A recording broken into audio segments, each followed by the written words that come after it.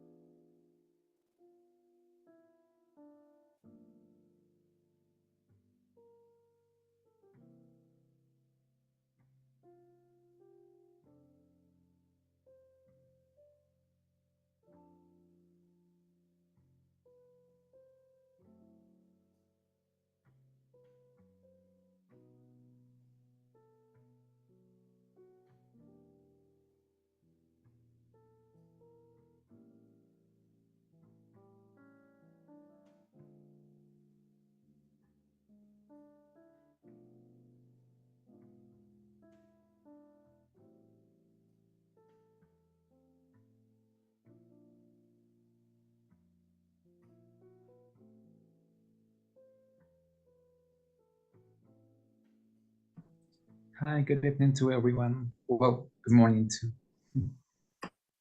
Morning. Good morning.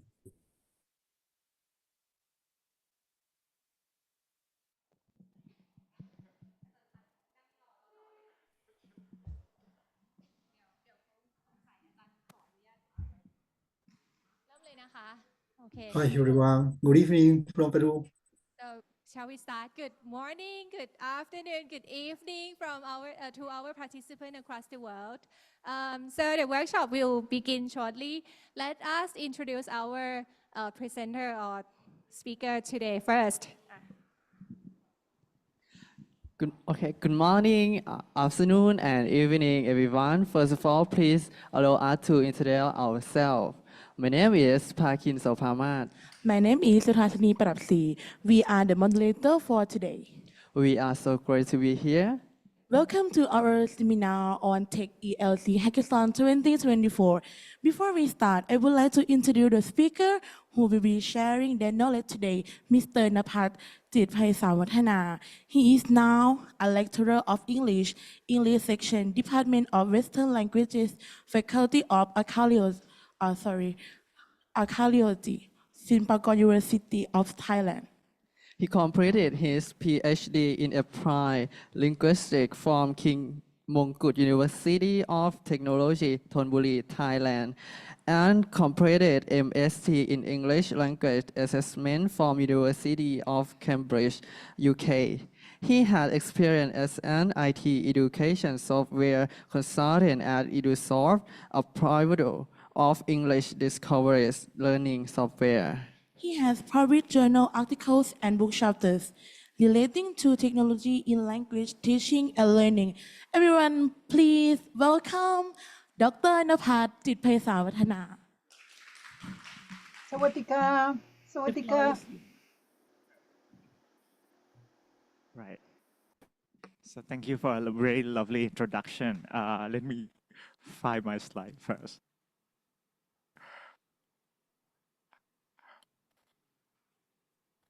Where is it? It was here, and now it's gone, right?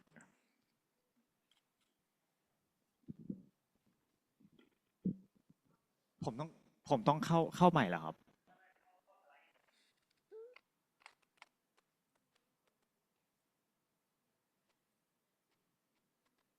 เข้าสไลด์เดิมมันหายไปแล้วครับ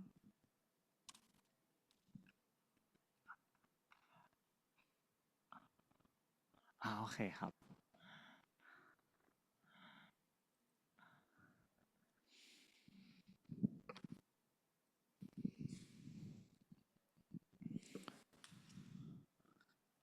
Okay. All right. Okay, so I should be standing here, just right here, right? All right, so good morning, good afternoon, good evening, and good night, everyone. So I mean, as the moderators nicely introduced, right? My name is Napat Jitphaisawathana, and you can just call me Pat, and I'm a lecturer at Silapakon University in Thailand. I'm also still teaching undergraduate programs at the University of Cambridge in the UK in the summer. So what I'm going to be talking to you about today is AI and language assessments, right? Because I mean, with the I guess with the arrival of ChatGPT in the late 2022, that sort of created I would say a watershed moment, right, for many language teachers and language learners with regards to how English language will be taught in the future and how the future learners will learn the language. Okay? So what I'm hoping to achieve today is to sort of walk you through some of the important developments in AI with regards to language assessment, as well as trying to engage you in discussion as to how language will be assessed in the future and whether or not, I mean, the big question is whether or not we still need assessment in the future, right? So sorry for participant in Zoom. I don't see your face, but I'm here.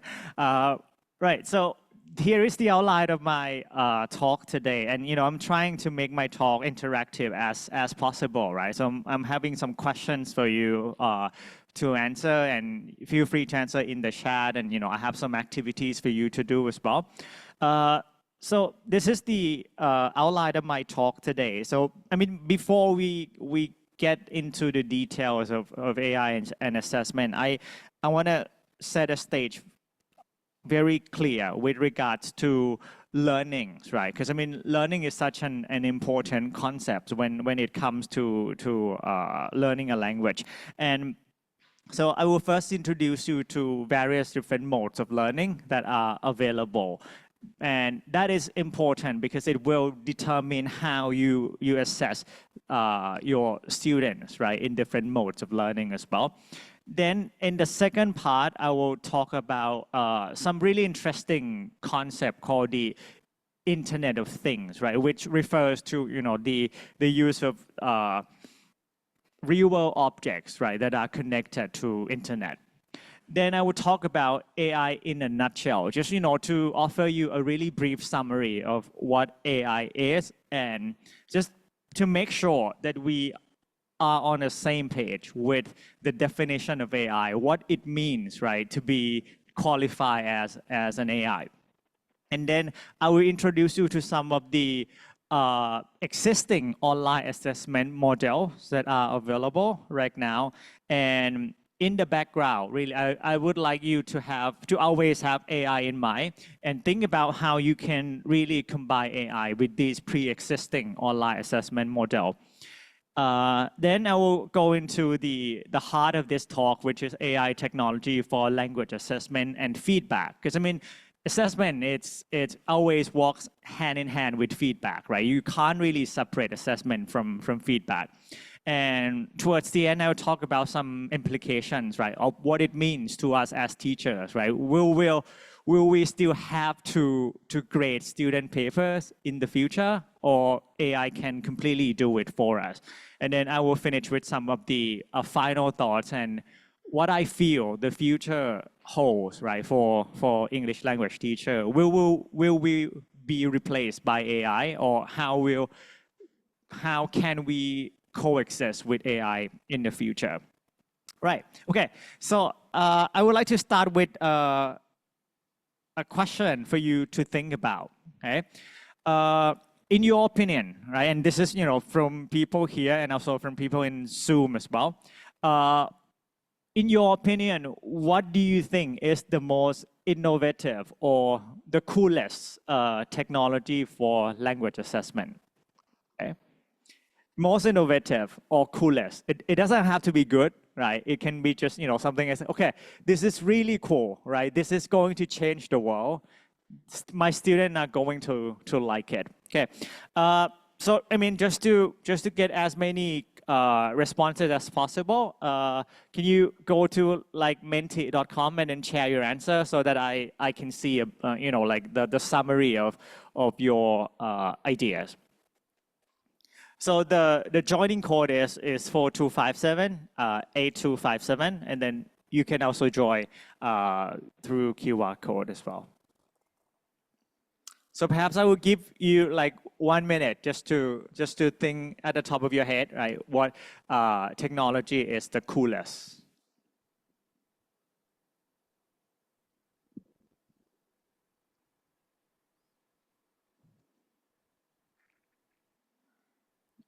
Okay.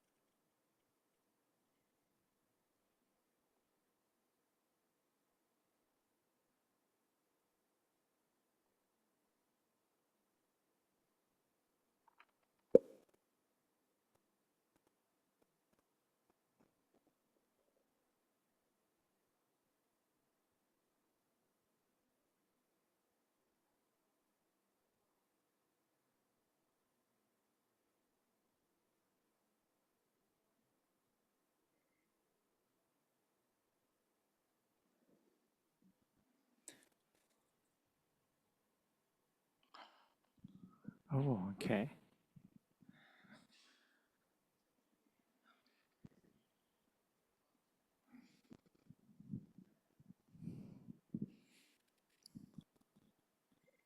Right. So I'm just going to, like go through some of the responses from you.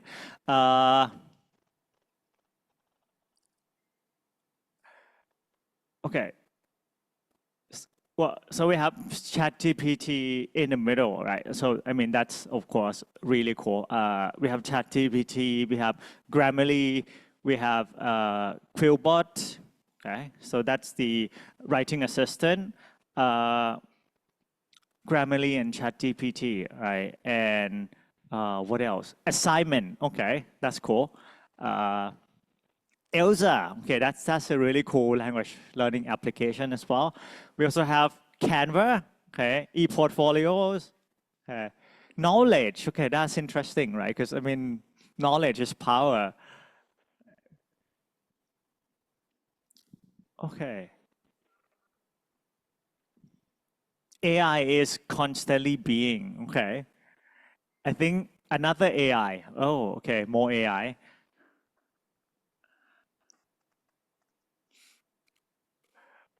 Right. So, I mean, as we can all see, I think the majority of the answer tend to gravitate, towards the more the AI end of the spectrum, right? But I'm impressed that there are some answers that are quite philosophical, like information, like assignment, like knowledge, and that's great. Comprehend, even misspell, okay. Right. And we also have Canva and Quizlet, which are also really useful. Thank you. Thank you for all your input. Now let's go back to this, right?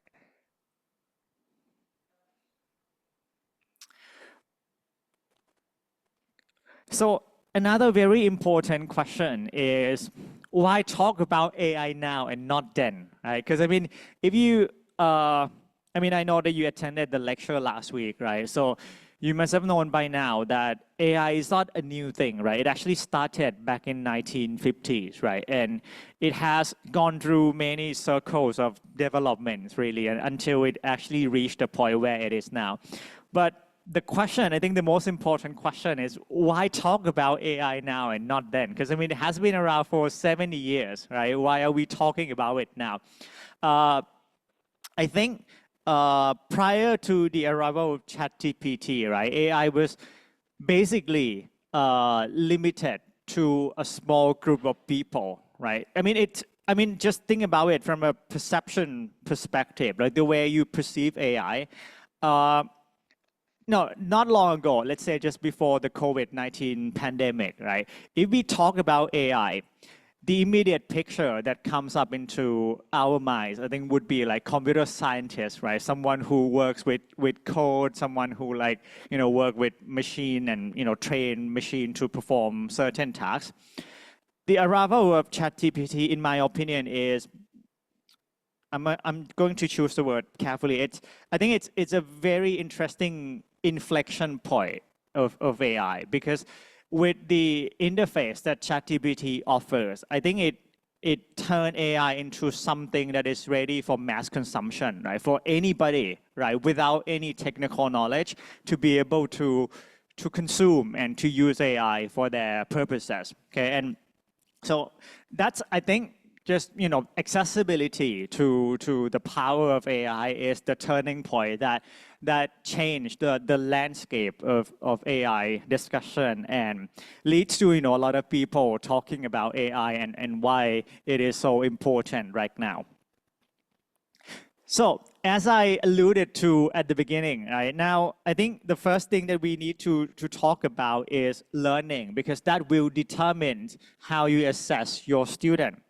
So I love this learning spectrum so much, really. It actually defines, the whole spectrum of learning deliveries that are available to us at the moment. I start from the left-hand side. No, it's your left, but my right. So from your left, right, we have face-to-face learning without technologies. Okay? Face-to-face learning without technology, which rarely exists nowadays. uh, a prime example would be, I mean, if you watch, like Hollywood movies, where the scenes are set in high school, you would see scenes where a teacher would walk into the classroom with a book in his or her hand, and he would ask students to turn to this page, right? And they would read it together. I think that's a classic example of face-to-face mode of delivery without technology. A lot of people would argue that books were the technologies at the time, and I agree, right? But I think when we are talking about technologies as a word right now, we are using it in a very strict definition to refer to any device that is connected to some computational power or CPU, right? Then we have what we call classroom aids. And I think this is what we were doing prior to the COVID-19 pandemic, right? Where the setting of the class would be teacher using projector and PowerPoint slide or Canva or whatever to deliver the content. Then in the middle, we have flipped learning model, which is perhaps one of the most talked about term, right, in education in the past 10 years. I think it's a buzzword, right? So if you don't know, if you want to throw in some really cool words about education, it would be flipped learning. And so flipped learning means that you are flipping what is supposed to be taught in the classroom to be done outside of the classroom, right? So let's say all the content that is supposed to be taught in the classroom is put, in online platforms, on Moodle and so on. And then the class would be, the class time, really, the actual face-to-face class would be spent on doing discussion, doing activities, giving personalized feedback.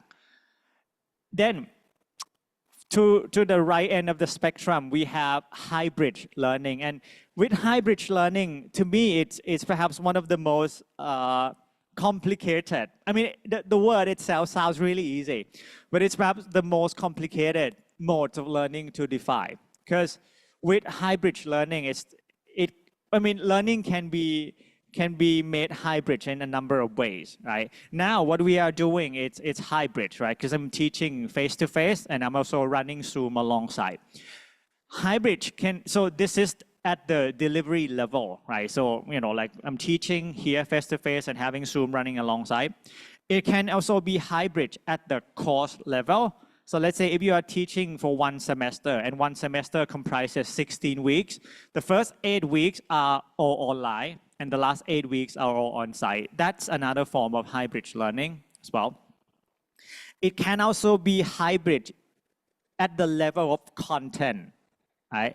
So let's say the first 8 weeks, for the first 8 weeks, you teach everything in the class, right? And you ask your student to do discussion outside of the class, like through discussion forum or like social media platforms. And you reverse it in the last 8 weeks, right? Where all the content is put in a pre-recorded format, and you put it online. So students study the pre-recorded videos before they come to the class, and when they come to the class, they do discussion. So, that's also another form of hybrid learning. So I think it's perhaps one of the most complicated term, at least, to define. And I don't think that educators, especially language educators, have come to a consensus yet as to how we define the term hybrid learning. And then the final mode of learning is fully online or distant.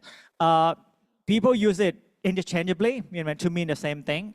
But if we want to go technical, right, it can mean the same thing, but it cannot. In some cases, they are not the same thing, right? So with online learning, it entails that you really have to be connected online, right? So you have to study it online. Whereas distant learning actually focuses on the distance between, the distance between the location of the learners and the location of the knowledge, right? And it doesn't have to be online. I mean, because digital learning started back in 1960, where people started learning by post, right? So they get sent books at home and they study books at home, and then they write their assignment and they send assignment to university, and then the lecturers would grade and then give them feedback and then send it back by post again. So it's not always online, right? And online is not always distant either, right? So, because I mean, like I'm teaching here, you're studying here, right? Online, it doesn't have to be distant. Okay, right.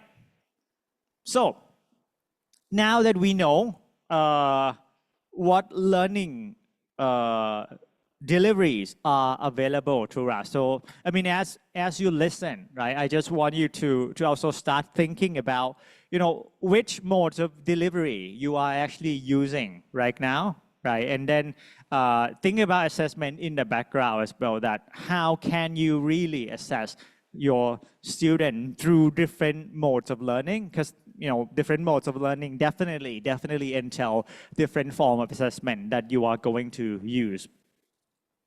So where are we now? Where are we now in terms of technologies, in terms of AI? Okay, so as I alluded to at the beginning, right, I think one of the important concepts that sort of being developed alongside AI in the past 10 years is the concept of the Internet of Things, right? So the Internet of Things refers to the making of, objects that are connected to CPUs, right? And we can actually keep track of that objects, right, through our mobile phones or the tracking system, right? If you are wearing like wearable technologies, like Apple Watch and things like that, that's the prime example really of IoT. Now, I have some really interesting and cutting edge example of IoT for you. And I just want you to think about how you can use these IoT objects for language learning and eventually for language assessment, right? So this is the first one. What do you think it is? So for those in Zoom, you can type in your answer. I am able to read your answer from here. For those in the classroom, what do you think this is? It's a smart kitchen, right? Right. So now that you use the word smart, so what does a smart kitchen do in terms of language learning? It can take order by voices. Okay, it can take order by voice. Yeah, smart kitchen. Thank you. It can take orders by voices. What else? Sorry? It can connect it to internet, right? Okay. Anything else? You can control them, right? So you can give them prompts and things like that. Cook this for me at home, right? Okay. This kitchen is very special. There's only one of this kitchen in the world, right? And it is in Newcastle in England. It is called Digital Kitchen, right? It is the kitchen that was developed specifically for language learning, right? And it's available in multiple languages, in English, in French, and German, in Arabic, in Japanese, and so on, right? So I'm reading. You can cook any menu by practicing from the monitor, right? It prepares delicious meal, thank you. Joy dinner with neighbors, right? Okay, so what actually happens is when you walk into this kitchen, what happens is it provides you with instruction, right, of how to cook the menu, right? I mean specific menus, let's say if you want to cook like a French dish, right? And then they would give you ingredients, they would give you instructions on how to do it. You could interact with it, you could ask questions and they would answer. And then you have to go, and actually do the actual cooking, right? And then, send it to them and so on, okay? So yeah, that's the first one, smart kitchen, right? And again, this is called Digital Kitchen, developed specifically for language learning. Now, the second one, what do you think this is? I love kitchen. I need it at home. Thank you. Yes, we all need kitchen. We all need to eat, right? Okay. Now, what is it? This one.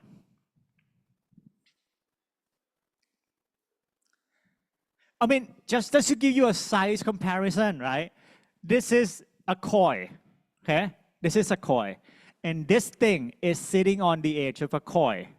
So what do you think it is? Microchip. Ah, right. That's great. So this is a ship, okay? This is a ship, a really, really small ship. What can you do with a small ship? Now, okay, just to give you the context, right? This is an example from healthcare, right? From something that is being used in healthcare and hospital in treating patients. What can you do with microchip with regards to healthcare and treating patients? You can put this in your body, right? Okay, interesting. So here we have hardware, we have koi cleaner. Really? Okay. Are you going to use this to clean the koi? Okay. Right, and I think you are right, okay. This is what they call Michigan micro mode, right? So it is a ship, right? And it's not just a really ship, but it's more like a fully functioning microchip for PC. So what people did with this was that because it's so small, so they put it in a koi. No, not in a koi. They put it in a pill, right? And they ask patient to swallow it, right?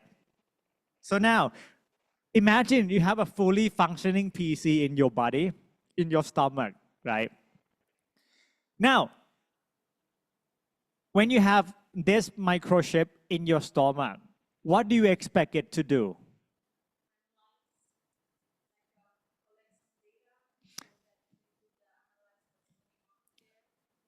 Right, so analyze some data. So analyze your body, right? So like how much fat you have in your belly and, you know, like the blood pressure, okay? And then, you know, the glucose level and so on, right?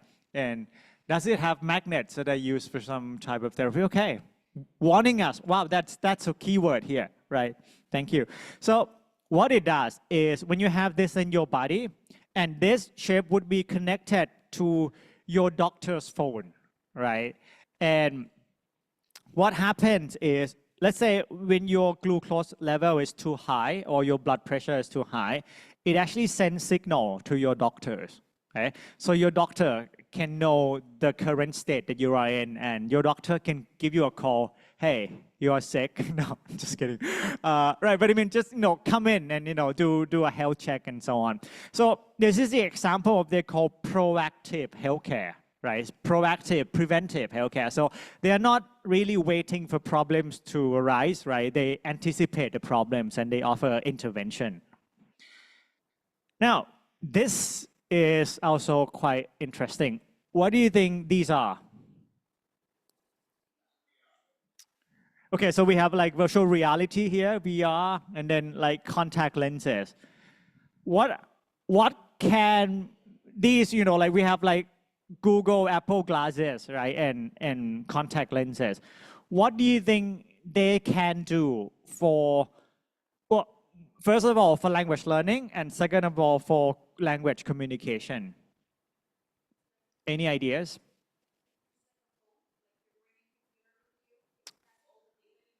Okay, so it overlays all the data that you need on the glasses, okay? Any other wild thoughts that it could do for you?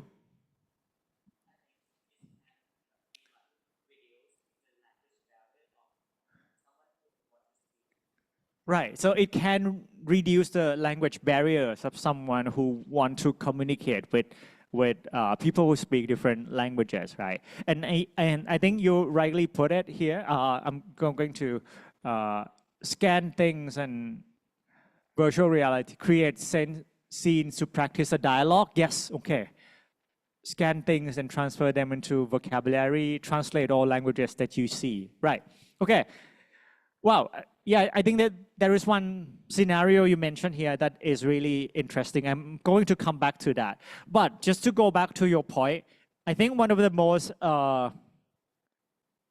foreseeable application, right, of these devices is you would be able to wear these glasses, right? And when you go to another countries, right, you would be able to read signs in a different language and then get it translated in your language immediately, right? So that removes the language barrier, as you mentioned, right?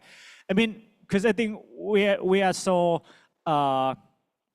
surrounded by the language that we know, like English and Thai and perhaps like the third language like Japanese, Chinese, and so on. But just imagine going to a different place, places where you don't understand the language at all, and this can be really helpful. And just create scene to practice a dialogue. That's a very creative way, right? So these can create the scenes, right, that you can practice dialogue with, your with a partner, with a virtual partner, and and with language learning practices pretty much everything. Okay, now this one.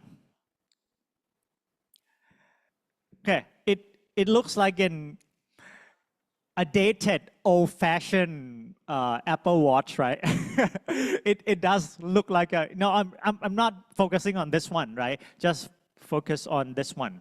Okay. What do you think it does in terms of language learning?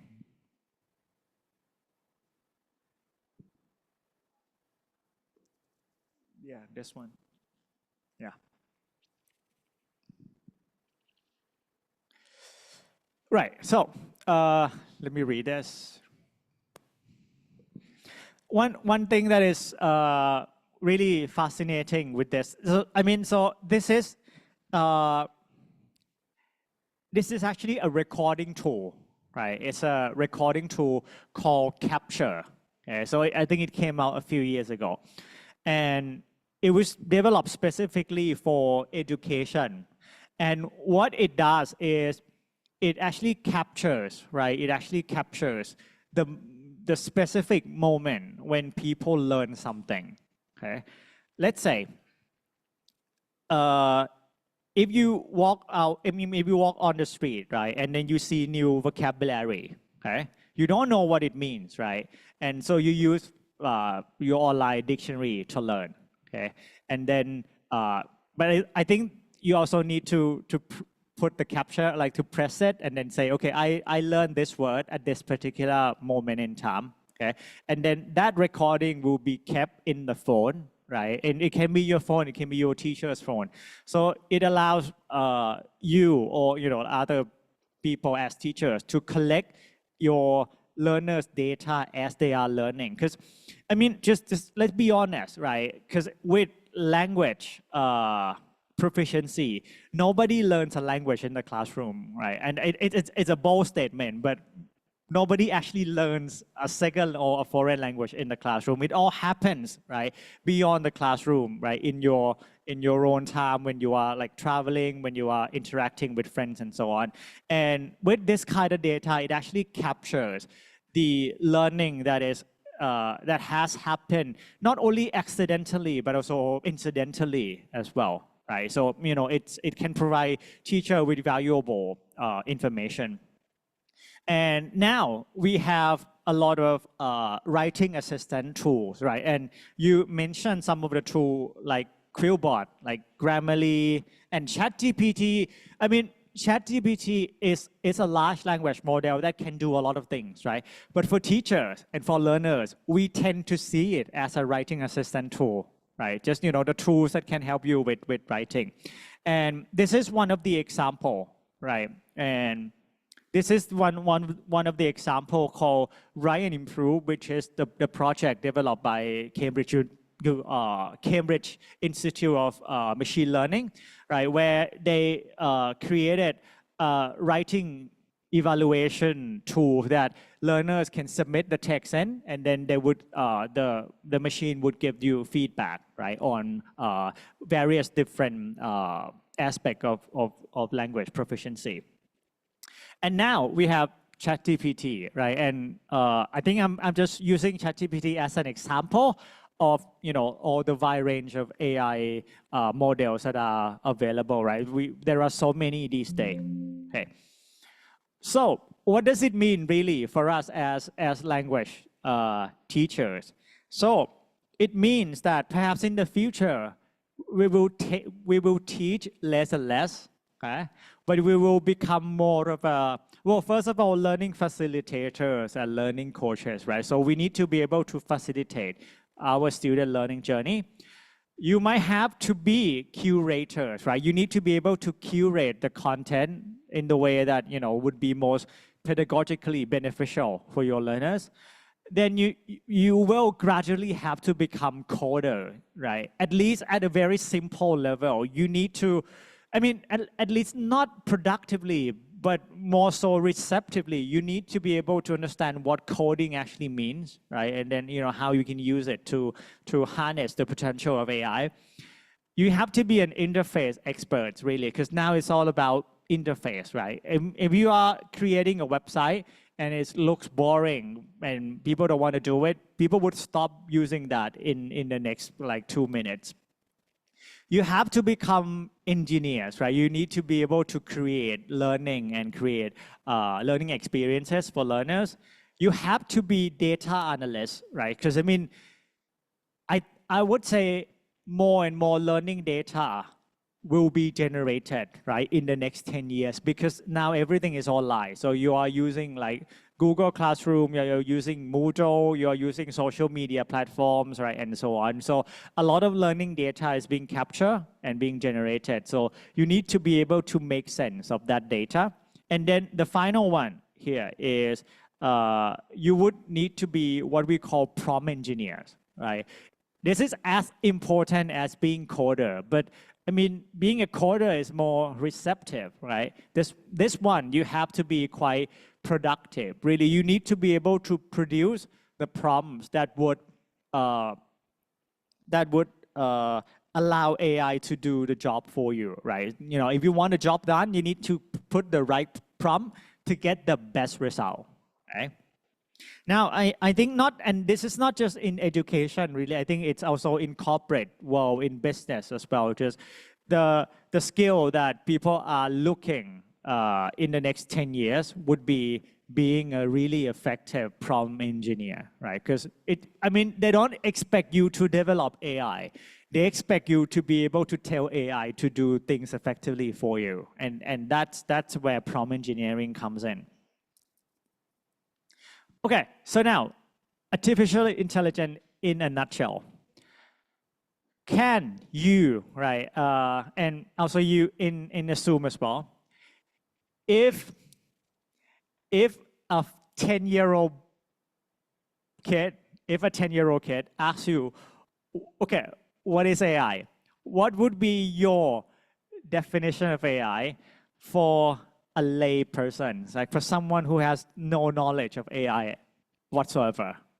What would be your definition of AI that could explain AI to, you know, a lay person? So people in the Zoom, can you type in your answer here? And I want a couple of answers from people in the room as well. Anybody?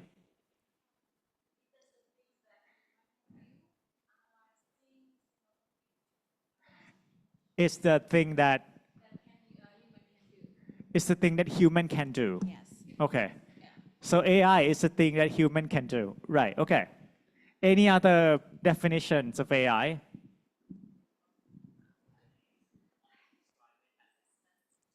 He said it's a private assistant. Interesting. Okay, AI is a private assistant. Okay, so I think for her, she said it's the thing that human can do. This is AI is a private assistant.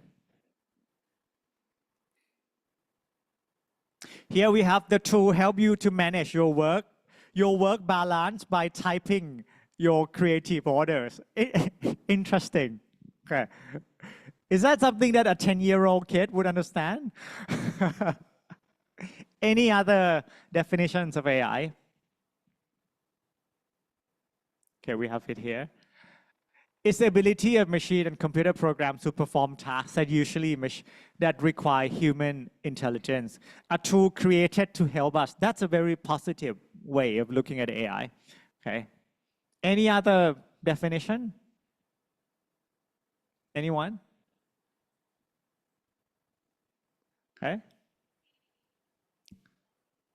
Sorry? Siri. Okay, that's a great definition, right? That's a really concrete definition of AI, right? So what AI can do. Okay, so we have a lot of answers here. Digital tool that can help humans speed up any process, system that perform tasks requiring public data, AI is an online friend who has all the answer for me. Wow, so are you lacking friends now? Or okay. Right, I mean, thank you for all the answers, right? I think all the answers are sensible and useful.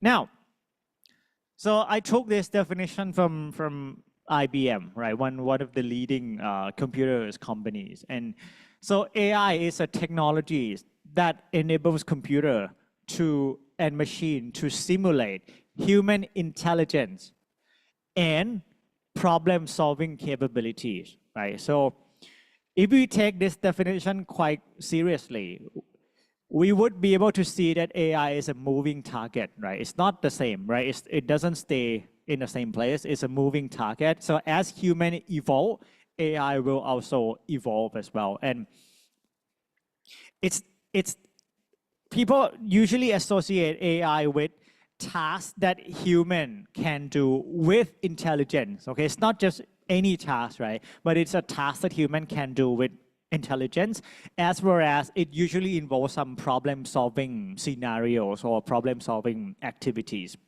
Okay. A lot of people are talking about singularity moments, right? Which is the point where AI would surpass, right, the abilities of human. So meaning AI will be smarter than us, right? Many predicted that it would happen by 2030. Right? Many actually predicted that it would happen by 2030. I don't buy that really. I still feel that it's still a long way to go until we actually reach that singularity point. Okay. Your close friend can recommend us in any situation. It's a super smart computer. Okay, thank you. Now, AI hasn't always been popular, really. I think as we talked about at the beginning, right, and perhaps also last week, that AI started in 1950s, right, and it created a lot of hype back in the day. Because I mean, they said that AI would completely change the world by the year 2000, right? And the year 2000 came by, and as we all know, nothing actually happened, right, with AI. So a lot of people mocked the term AI, right? They actually mocked the term AI, that AI does not stand for artificial intelligence, but AI actually stands for almost implemented, right? So it was almost successful, but it was never successful at anything, right? But then again, with the arrival of, I would say, ChatGPT, right? That seemed to be the turning point, really, because I think it makes it more accessible to mass consumption and so on. And the last time generative AI was talked about this much was the introduction of natural language processing, okay? And or we call it NLP, right? So, just to give you a bit more details of what NLP is. So natural language processing is a technique for automating language tasks, right? It happens, it's so prevalent that we don't know that it exists. And it is a big part of our life right now. So, these are some of the examples, right? All the wearable technologies that you are wearing, like your smartwatches and your fitness tracker, it's all created using NLP. Personal assistant, like Google Assistant or Amazon Alexa was actually developed using NLP. And, as some of you mentioned, right, Siri is a really prime example of NLP. So it is actually the speech recognition process, right, where computer can actually process the speech of human. Now, the next thing is machine translation, okay? Machine translation. A Okay, so I know that most of you would have used Google Translate, right, in some forms or in some ways. Do you feel, and this is based on your feelings, right? Do you feel that Google Translate is doing a good job right now? In Zoom, do you feel that Google Translate is doing a good job at translating right now? And that's an open question. Who feels in the room, who feels that Google Translate is doing a great job right now? No. One.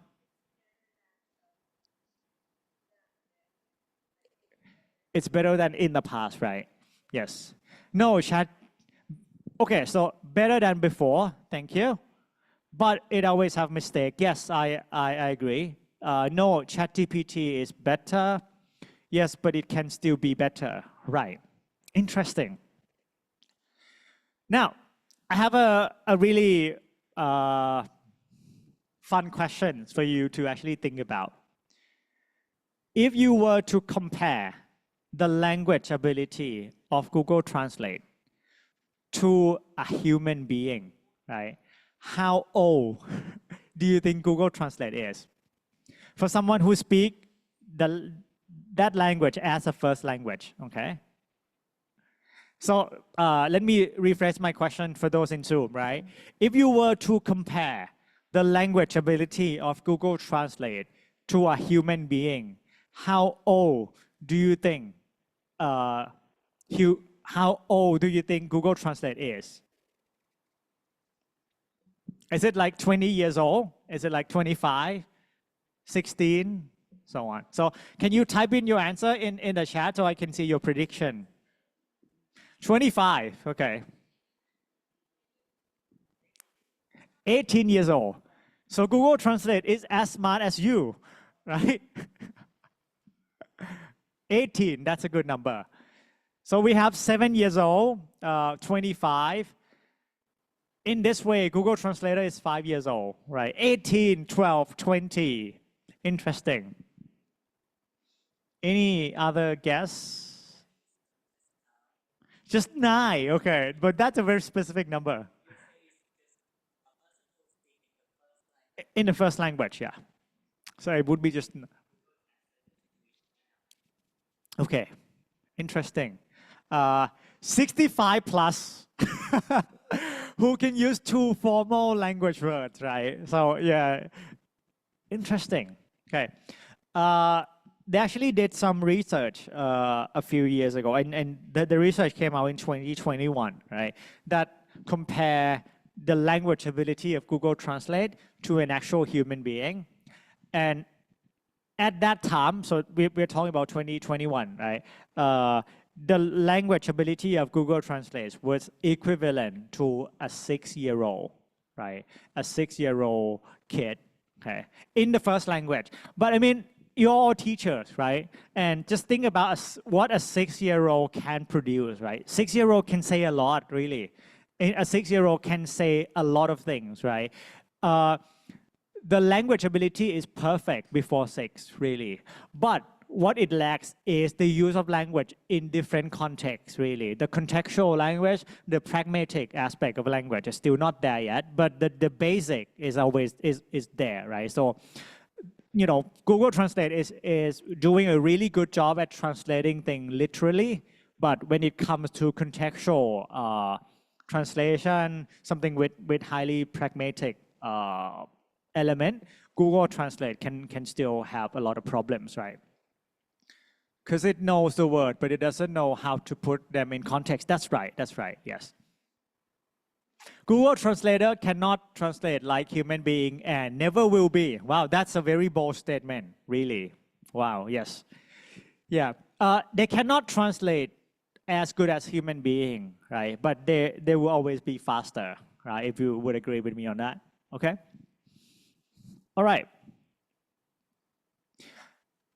Okay, and you know, this is just the example of the machine translation being embedded into several streaming platforms, really. If you are translating for Netflix right now, right, what it does is that they would do the first translation for you, right? And then you would do editing, you would do quality assurance and so on. So, it's not only the job of the language teachers will change, but the job of language related jobs will change dramatically as well, like being like translator and so on. Right. The other things that comes hand in hand with AI and natural language processing is personalized learning and personalization in general, right? And this is also something that is so prevalent in our life that we may not notice it. So just by definition, really, personalized learning is an educational approach that aims to customize learning for each student's strength, needs, skill, and interest. So each student gets a learning plan that is based on what they know and how they learn best, right? So let's say if you enroll in an online course, right, you will be directed to learn in different activities, right? Have you ever used like Duolingo applications? Right. Yeah, I think that's a really good example of personalized learning, right? So they would analyze the activities that you like to do, the topics that you like to do, and they would suggest you to do that more. Okay. But a little disclaimer here, but with Duolingo, they are not doing it for educational reason, right? They're basically doing it for marketing reason because they want you to keep learning and to keep staying in the apps, okay? Also, if you're using YouTube, right, all the suggested videos that you get is also based on your data, right? Because it's also based on your data. Personalization, I think the actual goal of personalization is to keep people engaged, right? So when they suggest videos that you like, then you tend to keep spending time, right, on the website, right? And then that's how they monetize and how they make money and so on. Okay, and this is the example really of so when you enroll in a class, right, and you do like perhaps a pre-test, right, and the model would analyze your performance and then make suggestion. Okay, you should study this, you should study that, and so on. Now, I would like to move on to the next part, which is the online learning assessment models, right? There are several assessment model that can be used, right, in online environment and also in on-site situation as well. The first one is automated assessment, right? It sounds very AI oriented, really, but it has been around for ages, right? Now, these are some of the, and it can be used for both formative and summative assessment, right? Now, just, because this lecture is about assessment, can somebody tell me the difference between formative and summative assessment? And in Zoom as well, can you tell me the difference between formative and summative assessment? Anyone?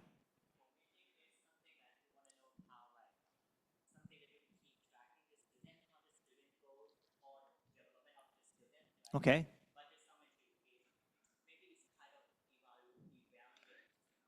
Right. So formative assessment the goal is to identify, like your the stages that your student are right now to give them feedback and to keep developing. Whereas with summative assessment, it's more like the evaluation of student performance, right, at the end. Okay.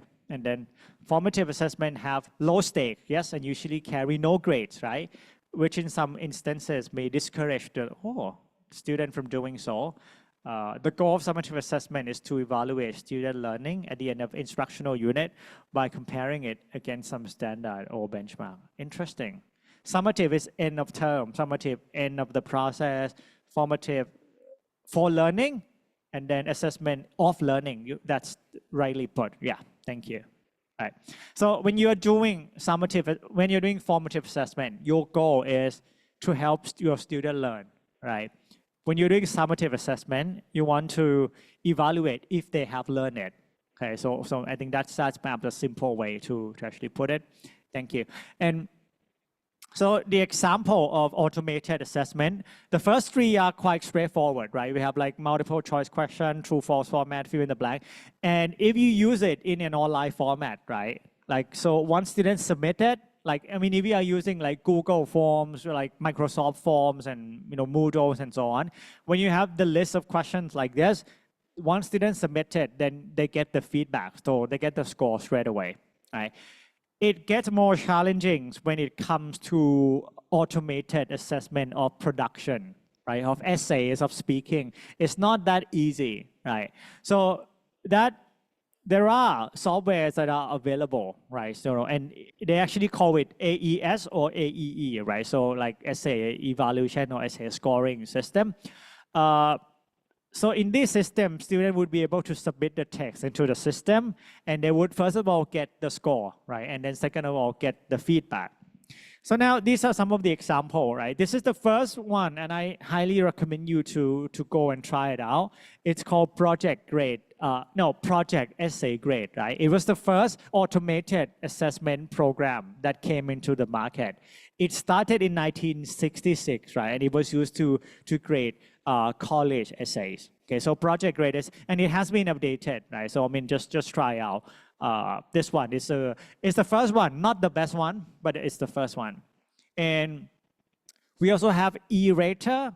Okay, we also have E-Rater. Are you familiar with TOEFL exam, right? So, if you take TOEFL exam, right? If you take TOEFL exam, the speaking and writing part are graded by two examiners, one human examiner and E-Rater, right? So if you take TOEFL, your score will be determined by the machine as well. And so they have one human raters and one E-Rater, and they combine the score, and that's a score that you get, okay, from your writing and your speaking component. And this is not new, right? They have been doing this since 2010. Right, so but it's perhaps not common knowledge in the public. And then, okay, so that's the first model. The second model is what we call adaptive assessment, right? PTE2, yes, I agree. Yes, that's right, that's right. Now, the second model is called adaptive assessment, right? So if you take the test, right, the test can be two formats. First, it can be linear, right? So it can be linear in a linear format. So everybody gets the same test items, right? So let's say there are 40 questions, everybody gets the same test item. With adaptive assessment, it's a kind of assessment that would adapt to student learning, right? And they actually use it to measure learning performance and outcome. It actually based on the item response theory, which means that your answer to this question, right, will determine the level of difficulty of the following question. Okay, so let's say if there are the first 5 questions, right, and you get all 5 questions correct, question number 6 will be more difficult for you. Okay, if you get like 3 questions out of 5 correct, the level of difficulty of number 6 might still be the same, right? If you only get 1 question correct, then number 6 might be easier for you. Okay, so it actually adapts to your performance, and it keeps adapting, really it keeps adapting until they can actually make decision. Okay, so this is the level that this student is actually in. So these are some of the examples of the tests that are adaptive. You know, like if you are using Cambridge placement test, it's definitely adaptive. If you are taking Duolingo English test, that is adaptive, right? So not everybody gets the same question. And to me, I think this is perhaps the future of standardized English tests as well, that most of the tests will be adaptive. Okay, most of the tests will be adaptive. I think more and more tests are becoming more and more adaptive. But a little discouragement here that, I mean, adaptive testing is not something that can be done at an individual level, right? It has to be done at an institutional level, and you have to be big enough, really. You have to, well, first of all, you have to be big enough, and you have to have enough money to do it, because it's really expensive, right? It's perhaps one of the most expensive process, right, in the testing market.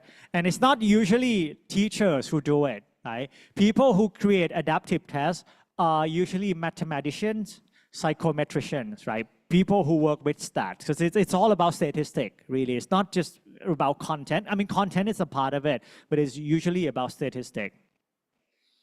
Now, the third one, now it's just, we are going to something more teacher-friendly. There is a model of assessment called digital badging, right? And with digital badges, it rewards students on successful completion of certain things, right? If you finish unit 1, then you get rewards from your teachers, right? If you finish unit 5, then you get another reward from your teacher. I mean, just think about like learning theory. This is a very behavioristic approach, right, to learning. So you are rewarded, right, on like completing certain things. Is it good? I'm not sure, but one thing that it definitely is, it creates what they call a gamified learning environments, right, for learners that can encourage learner really to keep learning, okay? So, this is the example, right? So, I mean, let's say if your courses comprise several stages, right? So, in completing one stage, when you can actually click and get badges, and then you feel successful. Okay, I finished this. Okay, so it's something to do. I mean, with badging system, right? To me, and this is my personal view, it's not to do much with learning. It is something to do with the psychological aspect of learning, right? Just to make people feel that they have learned something. Whether or not they have actually learned it is a different question. The next one is something that has been talked about quite a lot: peer assessment. Okay, peer assessment, just asking peer to grade each other work. It's not like for summative assessment of giving grades, but basically for giving feedback on writing and so on. So we have peer grading, peer feedback, and rating system. I have been using peer assessment in my own teaching practices for the past 10 years, and it's not very successful though, just to be honest with you. Because I mean, for peer assessment to be successful, right, learners have to be highly involved in the process, right? And they have to care about giving feedback to their friends, right? But I mean, you all know that you are studying in universities, there are a lot of things in life that you want to do, right? Not just giving feedback to your friends, right? You just want to hang out, you want to go out and eat dinner, you want to watch movies and so on. So it works with certain groups of people, but it doesn't work with a lot of people, really. I mean, I work with some, I'm fortunate really to get to teach a wide range of people, really, from medical student from Sirirat, right? And my artist student as Silapakon, really, just, like artists. And then I think with peer assessment, it usually work with academic focused discipline, right? If you're teaching like medical student, pharmacists, scientists, that usually work. It never work with architecture student. It never work with painting student. Sport education never really work. Even in the first language, and not just in English, right? Even the peer assessment activities in Thai as well. Okay. So the next one, I think somebody mentioned this already, like e-portfolio, right? So e-portfolio is a collection of learning evidence for language learning, and it has been employed as a learning and assessment tool, right? One thing to bear in mind, if you are considering using this approach, make sure that you start with the right mindset, okay? That your assessment should actually focus more on the learning process rather than the learning product, really. You need to actually care about the process of learning, not the end products of learning. Okay? And these are some of the examples of the online learning assessment model. Now, the next one is more to do with the big data movement in the world right now. Because we are generating a lot of data, right? And a lot of data is being collected. Right. So we have an approach called learning analytics, right? Which is the analytical, which is the analysis of the learning data being generated and locked in the system, right? So what you would usually do is you would try to study participant behavior on the course, and try to identify factors that influence their performance. Okay, and you can actually look at different things, right? Let's say if you're using Moodle, if you're using Moodle as a learning management system, if you are the teacher, right, Moodle would give you the number of time, right, that the student log into the course, right, how much time they spend on each visit, right? It actually goes into the level that if you click on the video, right, it will be able to tell your teacher whether or not you skip the video, whether or not you press fast forward, right, just to finish it, really. So it gives you that level of, what's the word I'm looking for? The fine-grained learning data, right, that can be captured, right, from that. And you can actually understand how your learners interact with the system, not even in minutes, in seconds, really. So it's really detailed. Okay. And the type of data that they collect is called clickstream, right? So they follow your mouse, right? They actually follow your mouse and your keystroke, your typing, right? And then they record everything and they present it to your teachers, right? And then you would also see something like this. It's called learning dashboard, right? So it's the analysis of each and individual learners, okay? And this is just some of the example, okay? The last assessment model before we move on to AI is the personal learning environment, right? And this is basically developed for formative assessment. What would happen is this is a very self-directed form of assessment where you don't really give lecture to the student, right? But you give student tasks to complete. It's very task-based. So you give student tasks to complete, and you would ask students to create your personal learning networks, right? And encourage learners to have a variety of tools to develop their own personal learning networks. It's basically asking your student to keep records of how they learn. And let's say if you're given a task to complete, right? You are likely to have to navigate through different online resources. And this is what your personal learning environment might look like. So it's not just gathering knowledge from one space, right? But it's basically finding knowledge from YouTube, right? Discussing with friends through social media platforms, right? Reading through blogs, right? Using some of the application in your phones, and of course using technologies like computer, using Microsoft Office, and so on to complete the work. And then you would have, a really complex and complicated but interconnected networks of learning, right, that you can use to understand. This will be very useful in the age of AI, right? And I tell you at the end why. All right, now that we have talked about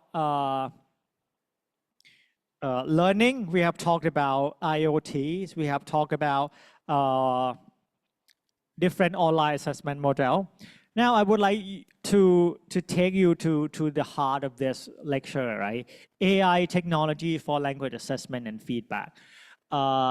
This is not to say that what I have previously talked about is not related to AI. It's always related to AI in some form. But I think this one will go deep into the potential of AI.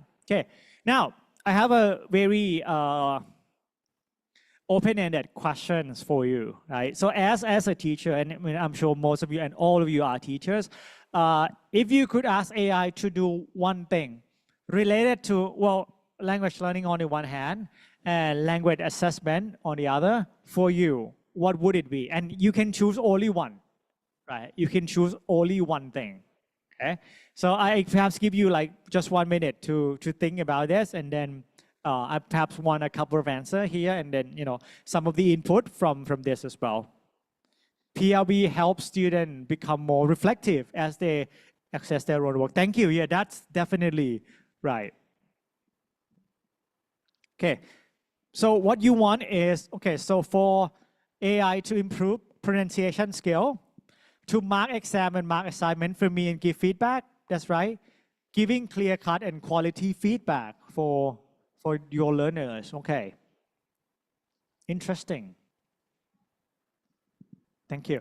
Any input from the class here? To do research for you, okay. Interesting. You mean like, I mean like doing the actual like research and publish research and so on? Right, being your research assistant. Okay, Mark writing activities. Thank you, thank you. Interesting. Any other thing that you would like AI to do for you?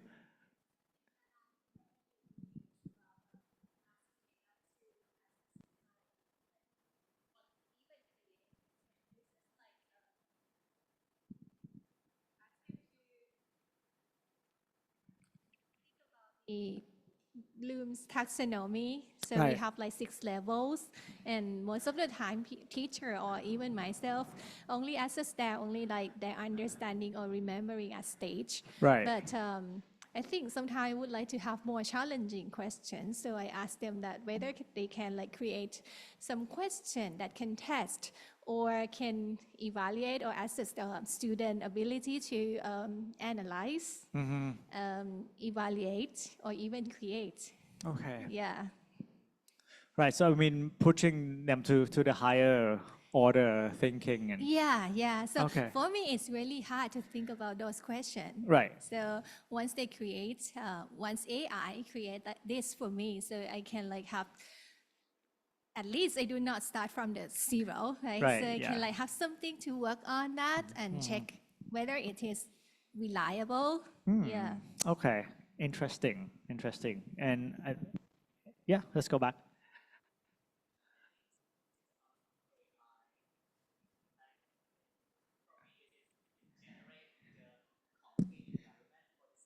Okay.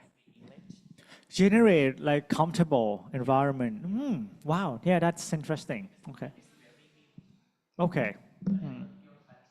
Yeah. Thank you. And oh, we have a lot of here. Yes. Sure. Yeah. Yeah, I mean, if you want to speak instead of type, then it's fine too, right? But I'm trying to always read your answer here. Check if students have been cheating. Yeah, that's a great one. Yeah, check if students have been cheating, right? Create testing material. That's a big point. Create updated lesson plan according to the national syllabus and theme. Oh, giving recommendation about how to develop my teaching and learning skill that are appropriate for students nowadays. Speak louder, please. Okay. Oh, okay. Help them checking and can explain what they did some mistake in each part. All right. Okay. Interesting. Okay.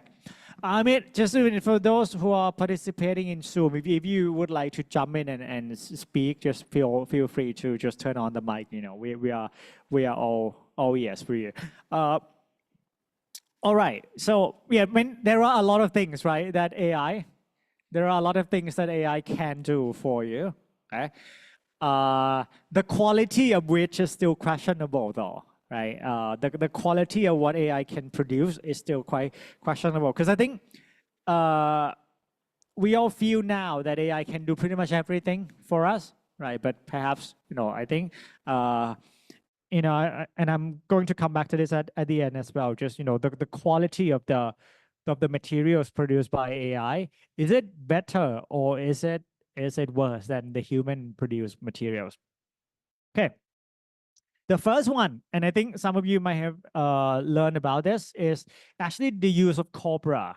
Okay, and Cobra is a collection of language evidence, right? So people just go out and collect how language is used and put it in Cobras, and Cobra can actually facilitate assessment in a number of ways, right? And I'm just going to skip through this a little bit. Just with Cobra, what it can do, first of all, it can actually create test items for you, right? So it can actually be used to create the question. And because Cobra is based on the real world use of the language, you can create a test that can actually reflect the real situation that your student really will likely to encounter. It can use to train auto markers, right? So you can use Cobra to train the machine. All of the machine gradings that we are using right now are trained using Cobra, whether it is, E-Rater, Duolingo, like Cambridge exam and so on, they are all using Cobra to train the auto markers, right? And it can actually use to facilitate what they call the learning-oriented assessment process. It's just to assess student to help them learn more. This is one of the example of the Cobra. It is called Cambridge Learner Corpus, right? And it actually a collection of 25 million word learner corpus arranged from a range of L1s, really, from people from Thai student, from Chinese student, from German student, from Italian, Spanish students, right? And it actually forms a part of the Cambridge English corpus, right? Which is, 1.8 billion words of expert speaker of English, okay? So Cambridge Learner Corpus actually collected data from the language produced by students who take Cambridge exam. Let's say IELTS, if they take IELTS, if they take lingo skill, if they take all the Cambridge main suite exam, like CAT, PET, FCE, and so on. And they use that to create an auto marker that would subsequently really be used to mark the writing. It is still on the way, right? They are still developing this, right? It's not perfect yet, but they are still developing it. And they are hoping to be able to use this, right, in IELTS or in, other Cambridge exam in the next perhaps like 3 to 5 years. And, as I mentioned, right, TOEFL has always been using E-Rater as a part, as the machine marker alongside human marker for the past 15 years. Nobody has problems with it. So I think Cambridge would follow the same path. All right, so I think this is what we talk about. And adaptive assessment, I think we talk about this, right?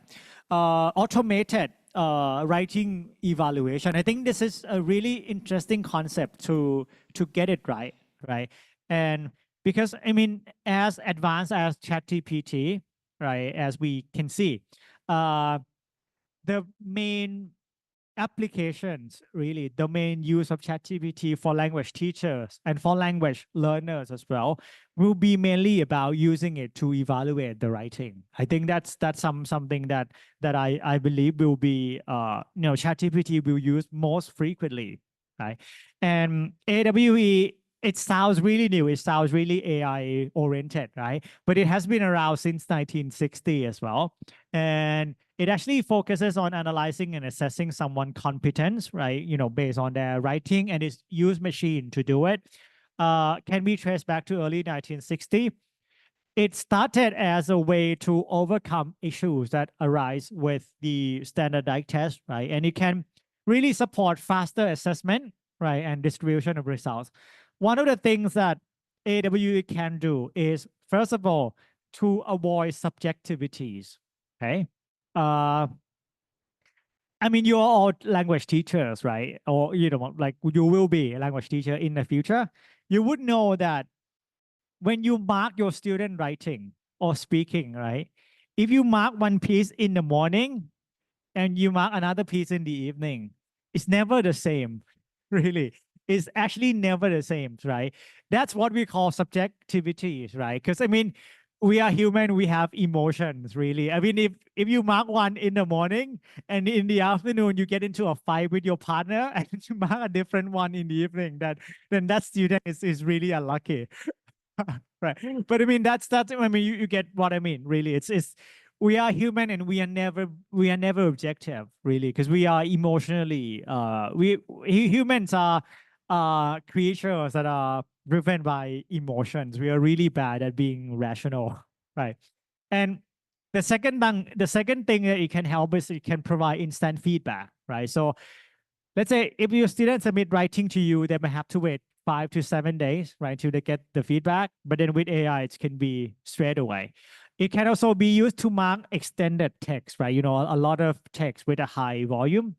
It can reduce inconsistency where more than human examiner is employed. Let's say if you mark one piece of writing and you ask your colleague to mark the same piece of writing, it is very likely that you will come up with different score, right? But with AI, it will always be the same, right? And potentially, I think this has developed to the point where people trust it, it can reduce the workload of the teachers in the future.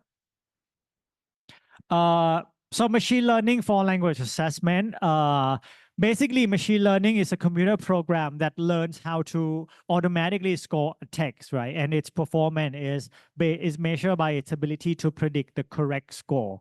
Okay, so I think that's some of the inner working system behind a lot of marking system, including ChatGPT, right? And one thing that has changed in the past 10 years is it actually, the machine model that we are talking about right now actually learns from data, not from rules, right? The reason why Google Translate has gotten so much better because they changed the way they train the data. In the past, when Google Translate started back in 2010, right, they actually follow what they call a rule-based approach, where they would have like predetermined sentences, right, for Google.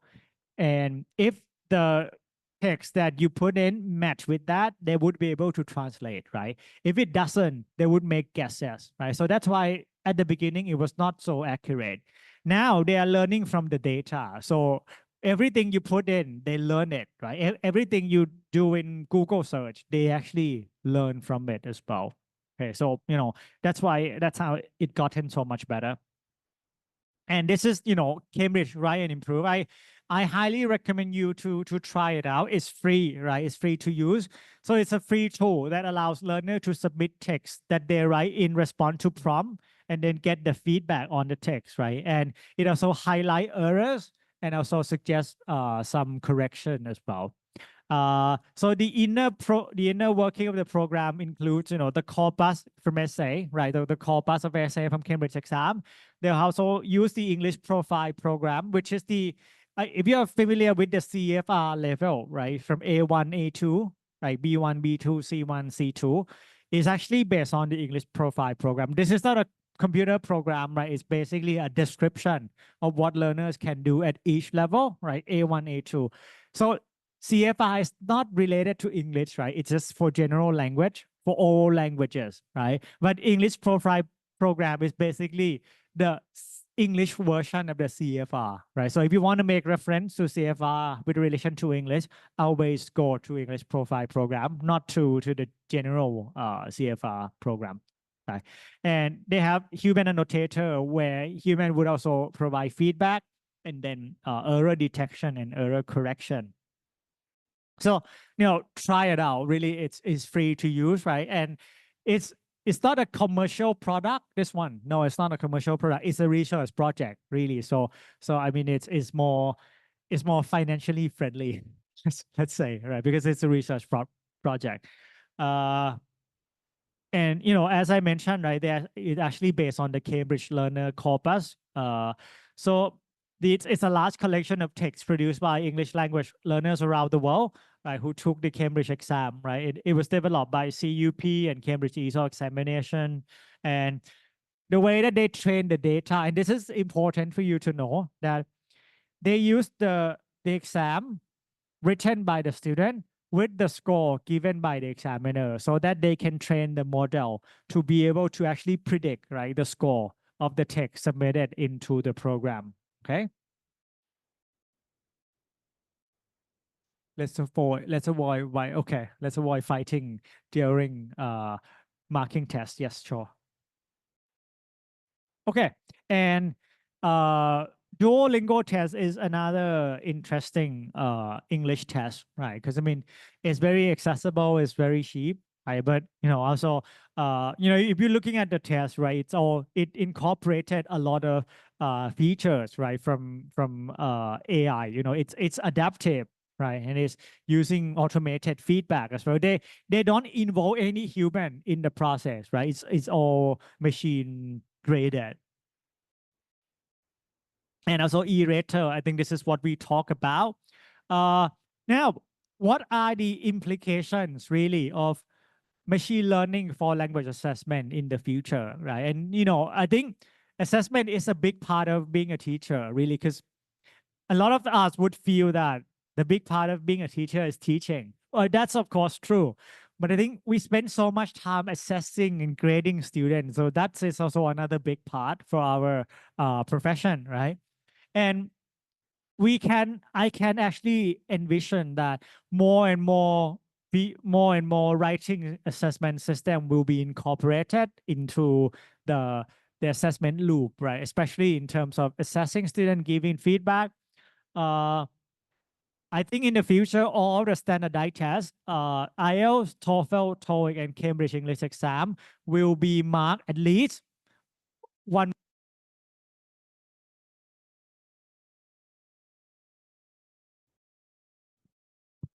Okay, so at least one marker will be AI, but it will not be 100% machine, right? I believe that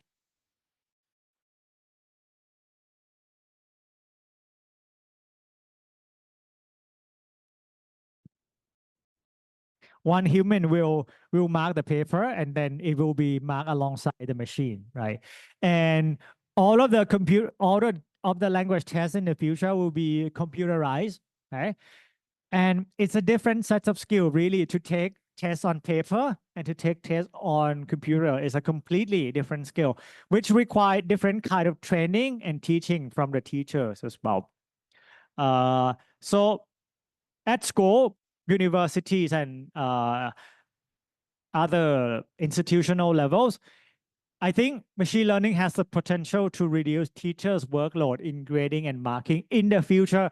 Not now, right? Still not now. It's still a long way to go.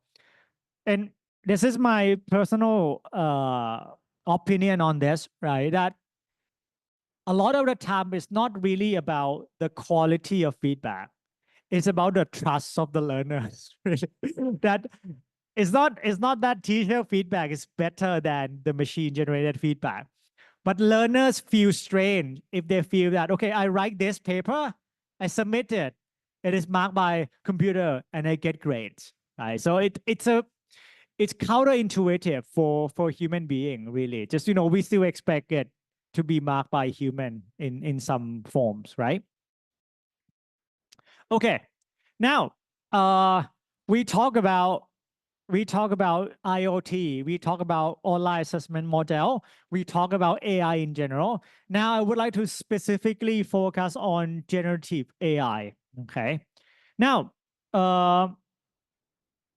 with generative AI, I think one of the biggest question is, what can you do with generative AI with regard to language assessment, right? So we are not talking about AI in general now. We are talking about generative AI like ChatGPT, like Gemini, and so on, right? And there are several things that I believe we can do, right? So I think the first one, and I think this is the most effective one, is generative AI can generate effective quizzes for you, right? So let's say if you are designing a test for your student, let's say you have a reading passage, right? Generate test, generate lesson plan, yes, right? So if you have a reading passage, right? Often we have to come up with the list of questions to ask the student. AI can actually do it for you very effectively, right? But you have to write the right prompts, right? So let's say if you have a reading passage, you might want to say, so I want 2 main idea questions, right? I want 2 vocabulary questions. I want 1 inference question for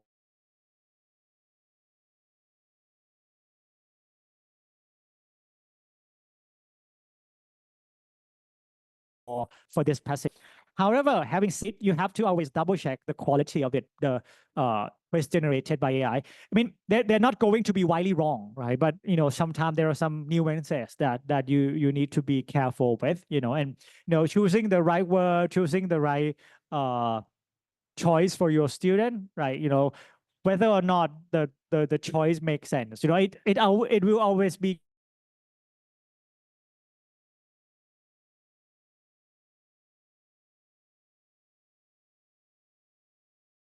grammatically correct. Okay. One thing that I think AI would be able to do is to help you with something we call diagnostic assessment. Okay. And so just let me give you the definition of diagnostic assessment first. So diagnostic assessment or involves the processes of identifying test taker or learners, right, weaknesses as well as strength in a target domain of linguistic and communicative competence, and providing specific diagnostic feedback and guidance for remedial learning, right? So, I mean, just imagine like you walk into the class on the first day. Let's say if you are teaching writing, right? The standard procedure is perhaps you would ask your student to write something, right, in the class on the first day, and you would collect it, and you would try to see, okay, this student is at this level, this student is at this level, the student need improvement on this, this student needs improvement on that. This is the process that AI can do really well, and I would argue that AI can actually do it better than human in this regard, right? The example would be, so let's say, this is the prompt that I use, right, with my students. So like, can you provide a diagnostic writing assessment for written response to the question, what is your day to remember? But before you do that, you have to have a really clear, specific criteria that you want AI to actually evaluate for you. Like in my case, I use like sentence structure, grammatical accuracy, vocabulary, organization, mechanic, and task response, right? Whether or not the response actually respond to the question. Okay. Okay, so this is the starting point. And I mean, you are not doing it yourself, right? You give the prompt to your student, and your student would be able to do it in their own ChatGPT, right? And they would put in their writing, and this is the result that you will get. So it's very detailed, right? So this is based on the aspect that you are looking at. This is the feedback, right?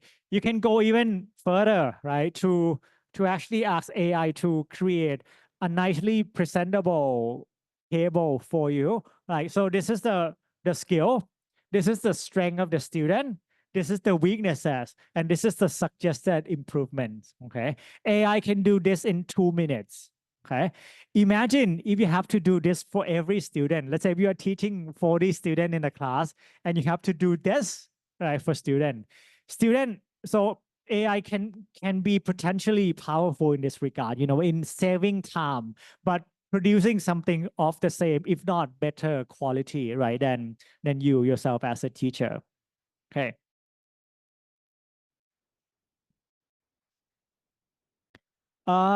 Pronunciation assessment depends on whether it is for summative or for formative assessment. I think if it is for summative assessment, I would say, I mean, the Cambridge products, they also have Cambridge Speak and Improve as well, right? Which is you can always go to the website and record your voice, and then they will give you feedback, right? For formative assessment, I mean, for learning objectives, I guess there is a website that I really like. It's called Pronunciation Scaffolder. Okay, Pronunciation Scaffolder. I can show you later as well. It's a website where you can put in the text, right? And they would annotate the text, right, based on the filter that you apply. So it will tell you when to pause, right, when to have ed ending, when to have s, when to be careful with intonation and stress, right? And then they would give you the model, and then you would also be able to record your voice and so on. Okay, so I give you the links later. Now, I think this is how I want to conclude my talk with regards to assessment today. Now, we all have been talking about how AI will take over the world, right? How AI will take over the world, how AI will replace human, and we will not be relevant in the future, right? We will be jobless in the future, right? I don't think it's the case right now. I'm not sure if it will be the case in the next generation, right? Because they will be growing up with a very different environment. But I think what we can do now, and perhaps in the next 10 or 20 years, is to make sure that we coexist effectively with AI, as a teachers. And the model that I feel would be very useful is called teacher AI collaboration model. Okay, so you always need to involve human in the loop. You can never let AI do anything completely for you, right? So the teacher AI collaboration model is how human teacher and AI can combine their unique strengths. Okay? Human and AI will always be different, right? In terms of traits, in terms of abilities, right? To synergistically improve, the assessment and teaching practices. For example, you can say that if you are marking writing or speaking, right, you know that AI is, and it's not always, but it's usually the case that AI is actually better than you at marking grammar, right? Marking grammar, AI can do really well, and punctuation. But AI still cannot mark content really well, right? So a collaborative model would be AI would do the marking for grammar and mechanics and punctuation, whereas teacher would only look at the content, okay? But AI will do it first, right? So they will create, they will market grammars and highlight errors and so on. And as teacher, you will only look at the content. If you can collaborate effectively with AI in this regard, it's a steep learning curve and it's a change in practice. But I think at one point, this is the standard practice that we will do in the future. And it will be, once you are familiar with this, it will save you a lot of time, right? It will save you a lot of time. You will have more time to just spend looking at different aspects of assessment and how to improve your teaching and learning practices, okay? So yeah, I think one potential benefit of such collaboration is, I would say, all the time-consuming tasks such as grading assignment and then checking attendance even, right, can be automated. While teachers can spend more time offering detailed feedback in designing personalized learning experience for the learners. I think that's the way forward for this. However, not everything should be automated, right? And not everything should be graded by AI. In the assessment context, right, I think there are certain things that can be automated and graded by AI. The first one is formatively assess assignment, right? Anything that is low stake, I would say AI would be able to assist tremendously in that regards, right? Speaking practice would be really useful, right? So if you can find AI that can evaluate speaking practice, and especially mechanical feedback, on grammar, on sentence structure, and so on, right? And as I alluded to at the beginning, with regards to personal learning environment and this and that and so on, AI can be used as a personal teaching assistant for you, okay? A little disclaimer here that, my experience with this is based on the paid version of ChatGPT, not the free one. Okay, so, I get access to a lot of different features. With the paid version, you can now create your own ChatGPT, right? So it's a personal GPT alongside the bigger data set that they have. So the personal GPT it's a model that will be more personalized to your use, right? So let's say if you have essay from 40 students, you can type all the essay. You can put all 40 essays into the model. They will learn from that. So this is the pattern of your class, right? So this is the first week. This is the pattern of your class. The second week, you do it again. Then you put all 40 essays in your GPT. The third week, you do it again. And I think by week 6 or week 7, right, ChatGPT will know exactly what you expect from your student, right? And then they will be able to create a personalized machine grading for you that will be specific to this group of students, right? So you can create grading essay from Thai student, because Thai students are likely to make the same mistake, right? If that is the right assumption, right? And then you can also create a GPT that would really grade essay for a very specific topic. Okay, so there's a lot of potential here. Just look at it from a learner's perspective, right? So I think we talked about personal learning environment before. Okay, so if students could really create their own personal learning environment within their own GPT, right? That is something that they can always come back to in the future. That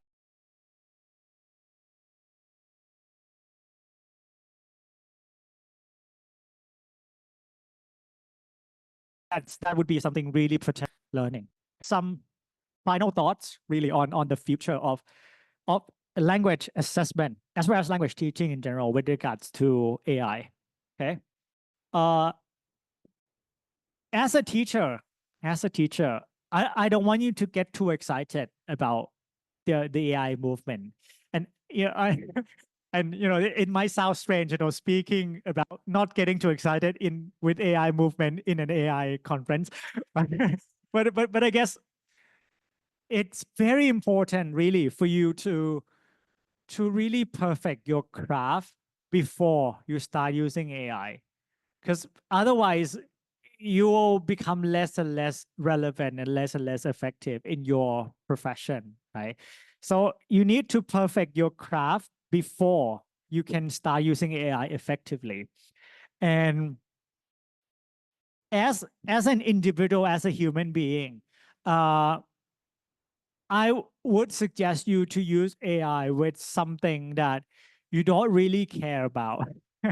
Something that you want, if it's something that you want to improve as a person, perfect your craft first before you use AI.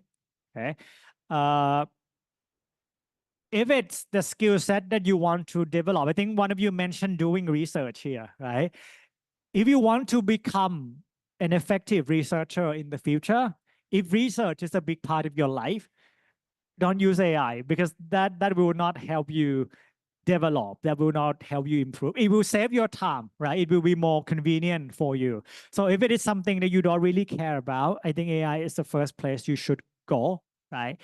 If it is something that you want to develop your skill for your professional development, for your personal judgment, develop the skill first and find a way to use AI to actually enhance, your performance in that regard. And one thing that you need to make a very informed decision on is you need to weigh the decision to use AI against skill compromisation. You will always compromise your skill if you use AI, like from a human perspective, right? So as human being, whatever you use AI to do for you, your skill in that particular domain will gradually decrease. That's the natural progression, and it's the way of the world.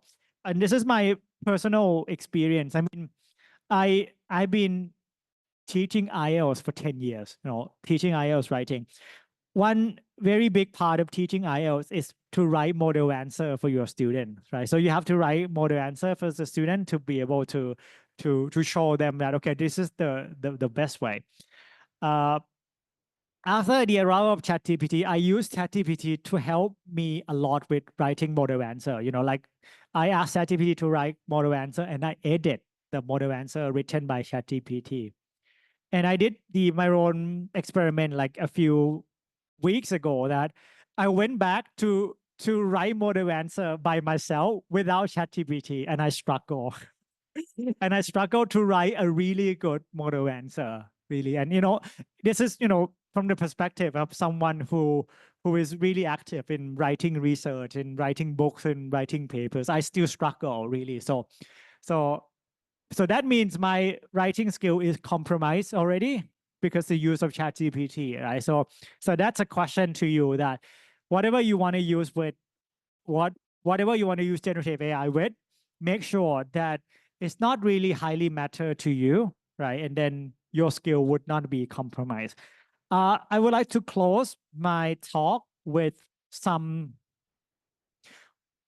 I would say it's an ethical conundrum, right? And it is an ethical question. And this will perhaps, I hope that we will get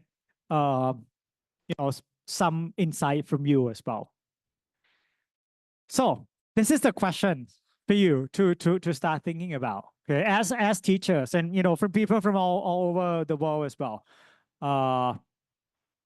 if you can use generative AI to create materials, to create exercise, to create the test for your student, right? If you as a teacher can use AI to do it, can or should your student be allowed to use them to complete those exercise or assignment? Okay, so that's the ethical conundrum, the ethical questions that we have. Okay, so I give you like 1 minute to just think about this. People in Zoom, if you want to contribute, can you type it in your chat, or if you want to turn on the mic and speak, you're welcome to. Okay.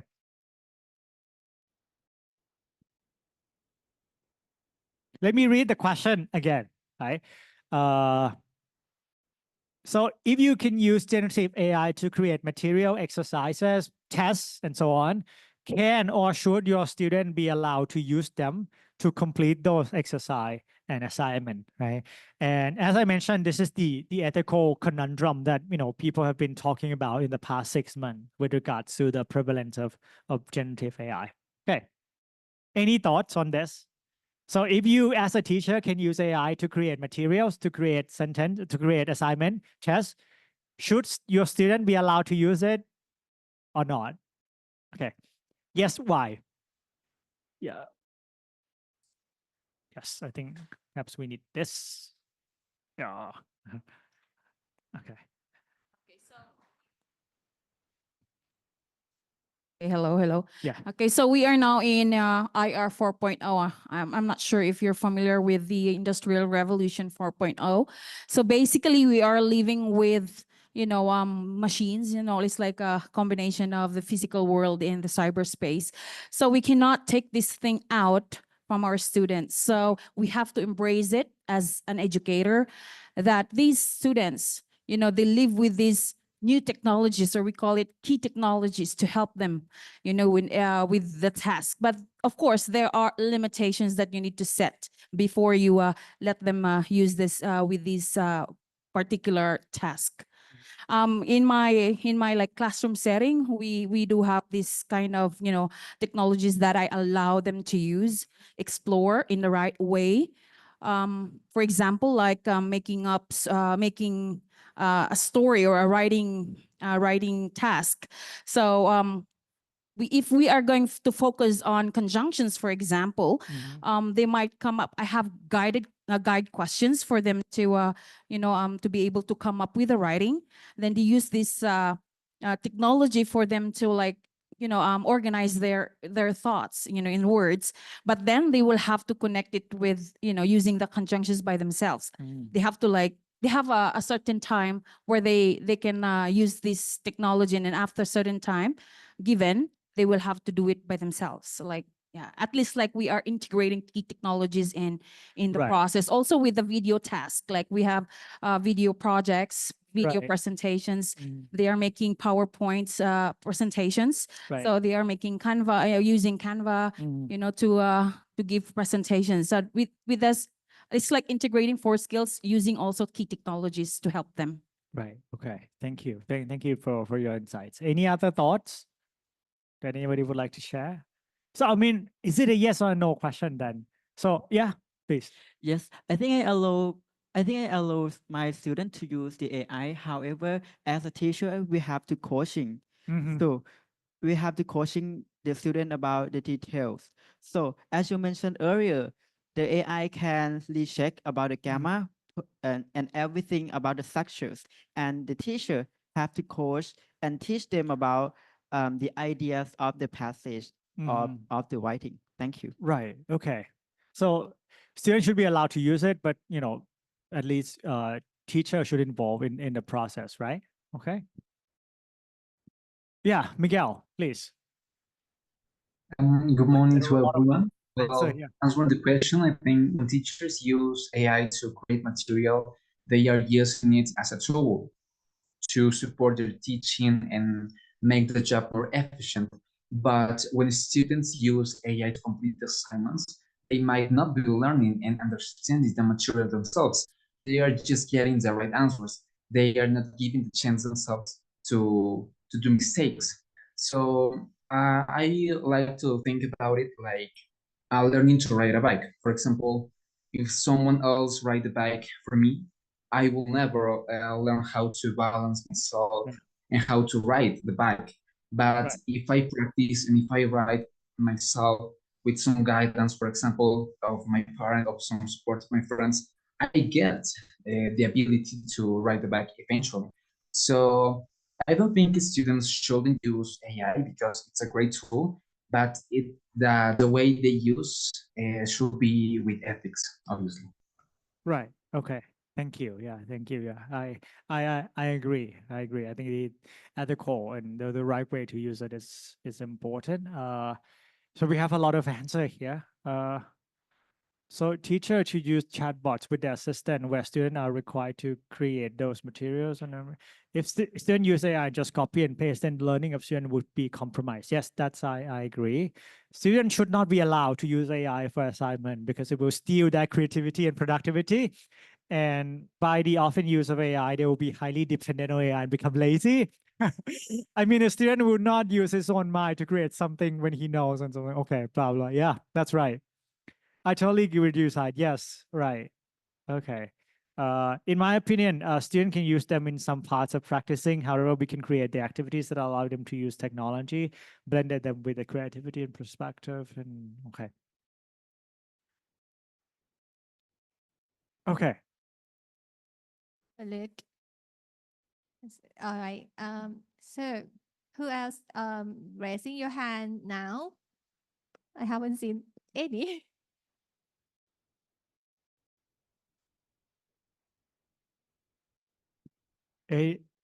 Anybody else would like to I share? think Egg, right? You previously raised your Yes. hand. Do you have any thoughts on this? You are pleased to share. Or Ashin, please. Sandara. Yes. Ashin, please. Yeah. Good morning, everyone. I would like to share some idea about this. And in my opinion, if student can understand clearly what AI said, and teacher should allow to be used then, because we are focused on their understand or not. So if student understand about their writing or their learning, so their AI tool can be their assessment. So they can learn observation from AI tool also. That is why, in my opinion, sometimes we should allow to assess them. Sometimes we should not, because as you know, when we allow them all the time, they would not learn from anything. So if they need some host, they should allow to use AI tool. That is, I think. Okay, thank you. Thank you for your input. Thank you. So I think there is a thin line, right? Right. Use no use. Right. And the task lesson reference writing, it would be helpful to appropriate not to use it. Yeah. Interesting. Any other contributions? Any other participant who would like to speak? I mean, we do get a lot of like very comprehensive answer, right, from these as well. So it's not touch screen, right? Is it? Okay. All right. Okay. Now, just by let's say I'm doing a poll here. Okay, who feels right? And there is no sitting on the fence here. Who feels that student should be allowed to use AI to complete assignments and to complete exercises, given that those exercises are generated by AI, by the teachers? Who feel that students should be allowed to use it? Can you raise your hand? Yes. Okay. In Zoom, can you raise your hand if you feel that students should be allowed to use it?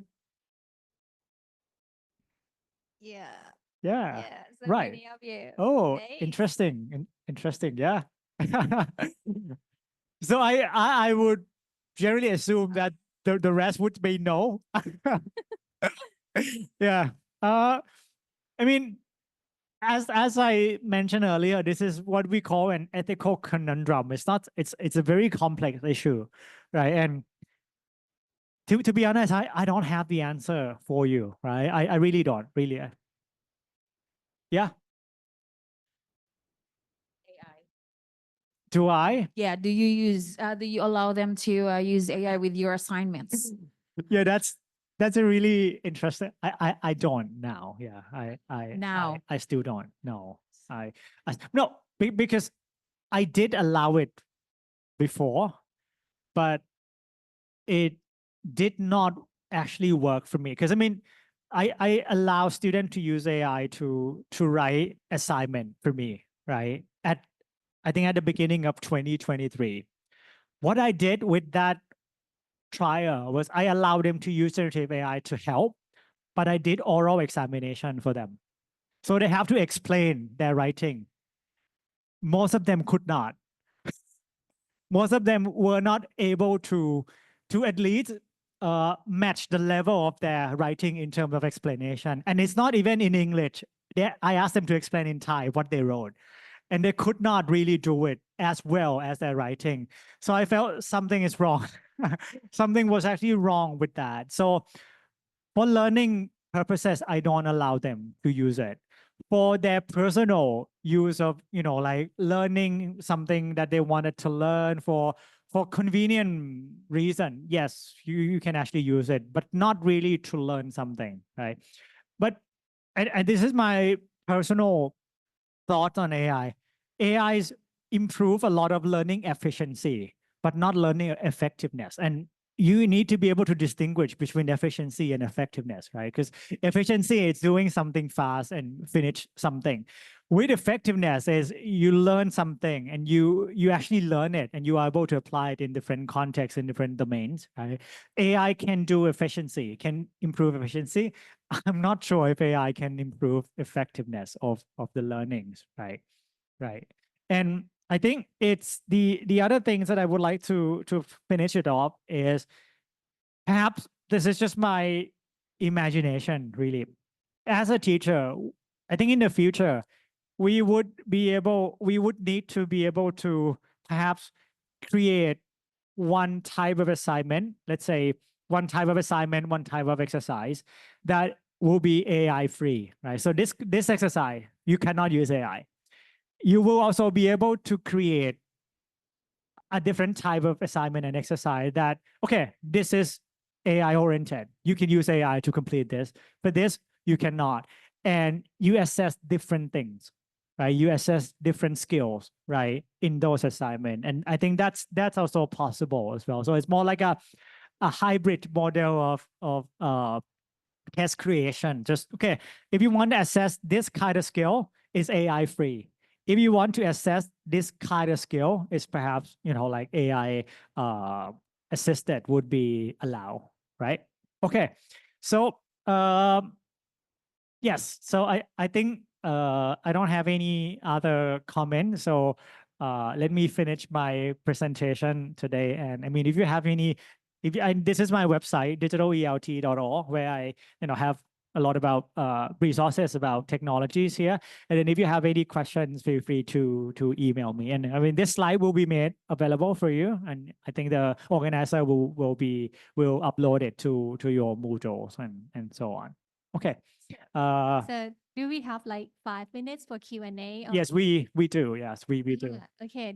We do have like 5 minutes for Q&A session. You are free to turn on your microphone or even type your thoughts on in the chat box, please. Or even people in the room as well. Yes. You're talking about, was that the Yeah, that's right. That's right. The GPT 4.0. Yeah. So I mean, it's the from the interface, it doesn't look different, but I think the quality of the responses that you get will be more sophisticated. Right. Yeah. Right. Thank you for such an informative and Provoking. thought-provoking session. Thank you. Thank you. It's my Thank honor. you, It's my honor to meet you all here. Yeah. Mm.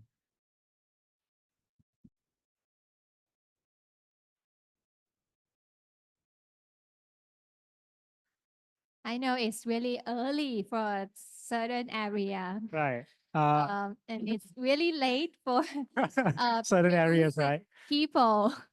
But I'm so thankful for your active participation. Right. I mean, I got a lot of useful insight, from the comments here and, from the room. And are there any further questions? So 11 p.m. here. Well, it's still not bad, right? Still not bad. Even not midnight, yeah. Right. Appreciate this, Mikael. Thank Thank you, you. Mikhail. Yeah. Just I mean, perhaps before we finish the session, I think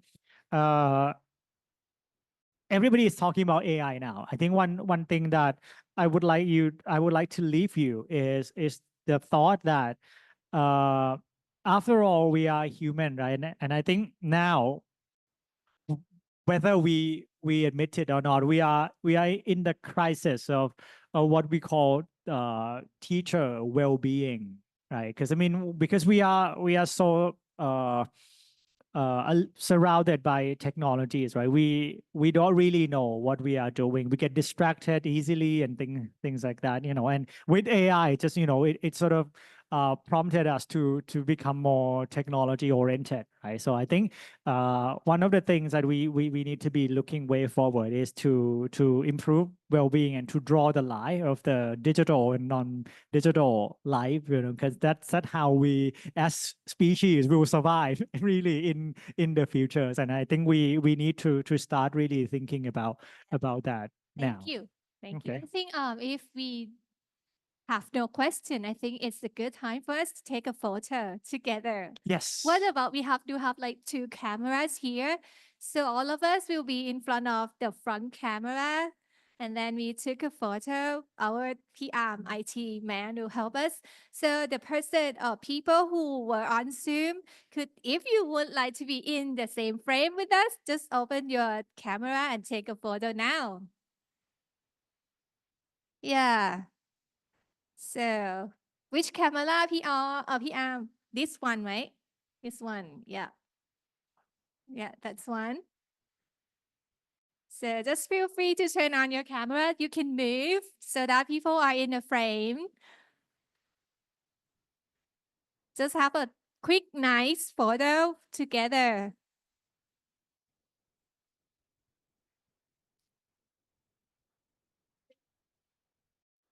Oh, อาจารย์ยืน อาจารย์ Please stand up. So he can change the camera soon.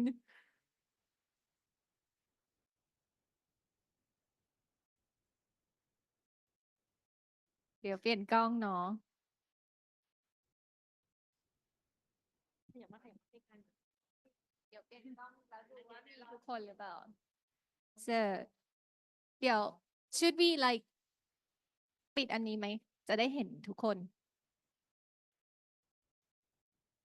So I love to see your faces ปิดหมดเลย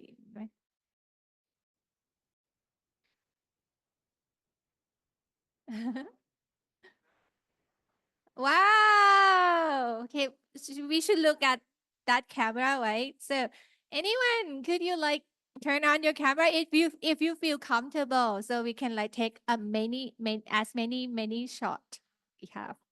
Oh, lovely, lovely.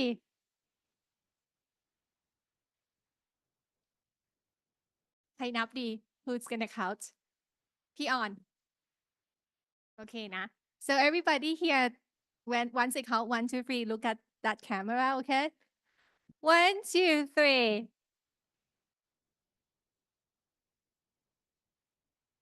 Next page. 1, 2, 3. Great one. Next. Somebody come in now. Oh, nice. 1, 2, 3. So have we got everybody's here now from here and on Zoom as well? ครบนะ All pages are captured, right? Oh, one more time. Okay. 1, 2, 3. lovely อะไรนะ Thank you. Alright so thank you everyone Thank you. สวัสดีค่ะ สวัสดีครับ You may leave the meeting room now and all the materials today I will be surely put on our Moodle Bye-bye. Thank you so สวัส much ดีค่ะ สวัสดี Thank you ค่ะ so much ขอบคุณมากครับอาจารย์ สวัสดีครับ สวัสดี Goodbye everyone ขอบคุณมากครับ Thank you for Thank you carrying ขอบ on คุณค่ะ Muchas gracias workshop everyone เดี๋ยวเดี๋ยวเปิ้ลอยากมอบของที่ระลึกก่อน อ๋อได้ครับได้ ทุกน อ๋อ ก็ มอบของที่ระลึกก่อน เดี๋ยววิ่งไปเอาก่อน อ๋อได้ครับได้